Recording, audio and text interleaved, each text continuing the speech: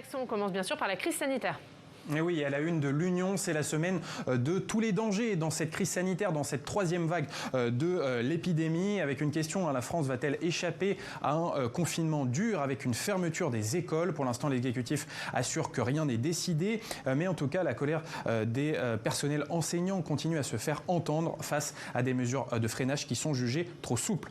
À la une du Dauphiné, ce matin, la loi climat qui arrive en débat à l'Assemblée nationale. Et cette loi déçoit beaucoup de personnes qui sont engagés dans le combat écologique et des dizaines de milliers de Français étaient dans la rue hier pour manifester contre cette loi. Des manifestants qui espèrent que cette loi soit plus ambitieuse dans la lutte contre le dérèglement climatique.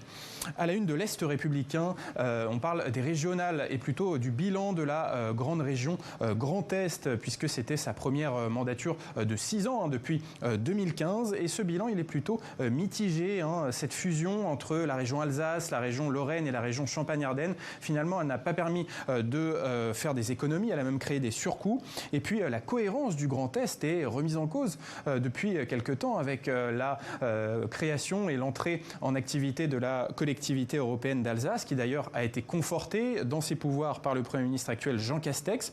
Mais en tout cas, on peut dire que cette crise du coronavirus a quand même montré l'importance de la région Grand Est dans un territoire frappé par le virus, et le Grand Est s'est imposé comme un interlocuteur de poids face à l'État dans la gestion de cette crise sanitaire.